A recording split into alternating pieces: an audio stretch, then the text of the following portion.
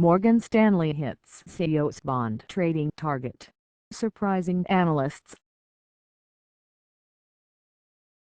The Wall Street Bank reported a lower second-quarter profit on Wednesday, but beat expectations by delivering relatively strong bond trading revenue and cutting expenses. Chief Executive James Gorman has faced tough questions from analysts about the state of its fixed income, currency and commodities trading unit since taking the helm of the bank in 2010.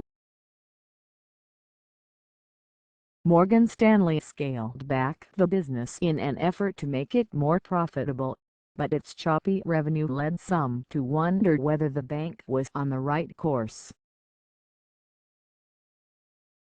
But so far this year, the business is hitting a revenue target Gorman laid out, and many analysts attributed Morgan Stanley's earnings beat to the bond trading unit.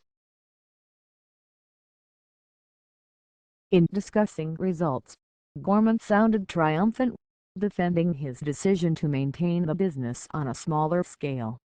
"It's the topic of the day, the year and the century, it would appear," he said when asked whether the results were sustainable.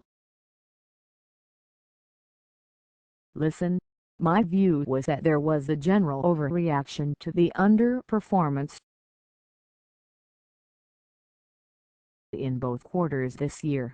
Morgan Stanley produced more than the $1 billion per quarter in revenue from fixed income, currency and commodities FICC trading that Gorman recently set out.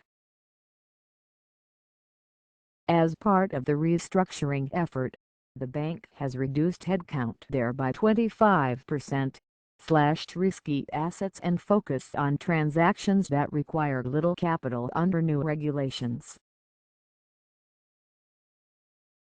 Gorman advised analysts to expect quarterly fluctuations, but said the target was achievable over the long term. "At the time it almost sounded like an aspirational goal, but clearly they did well," said Oppenheimer analyst Chris Kotowski. "Maybe we are closing in on a sustainable and predictable level." Morgan Stanley's shares were up almost 3% to $29.02 in midday trading. Morgan Stanley is also in the midst of a cost-cutting program, targeting $1 billion by 2017. As part of this effort, the bank cut non-essential travel by half this year, Chief Financial Officer Jon Pruzan said. It is also closing data centers and shifting employees to lower-cost hubs. Second-quarter operating expenses fell 8.4% to $6.43 billion. Compensation costs, its biggest expense, fell 8.9% to $4.02 billion. Following the results, Evercore ISI analyst Glenn Schorr issued a report cheekily titled "Morgan Stanley Beats on FICC Not a Typo and Cost Control." Although it exceeded expectations, Morgan Stanley is still falling short when it comes to a key measure of how well it's using shareholder money to produce profits: its return on equity of 8.3% during the second quarter is less than the 10% minimum that many investors expect, and less than Gorman's stated target of 9 to 11% by the end of 2017.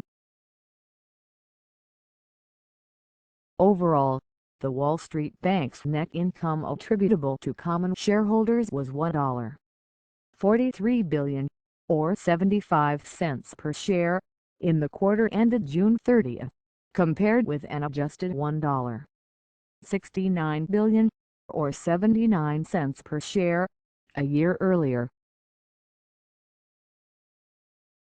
Analysts on average had expected earnings of 59 cents per share, according to Thomson Reuters I/B/E/S.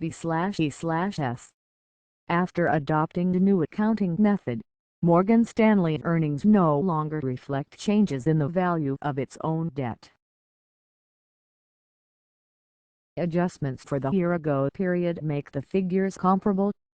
Equities sales and trading, typically the bright spot for the bank, fell 6% to $2.1 billion compared to the year before. Competitors including JPMorgan Chase Co, Goldman Sachs Group Citigroup Inc, and Bank of America Corp also reported strong bond trading and weak equity trading revenue.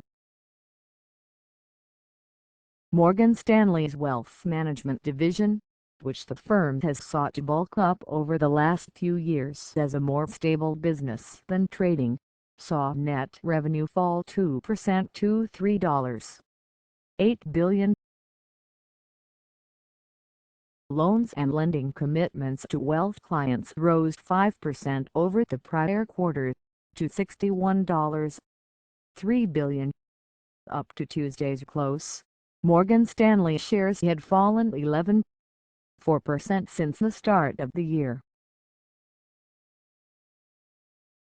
Bank stocks have moved higher over the past week on better-than-expected earnings. The S&P 500 Financials Index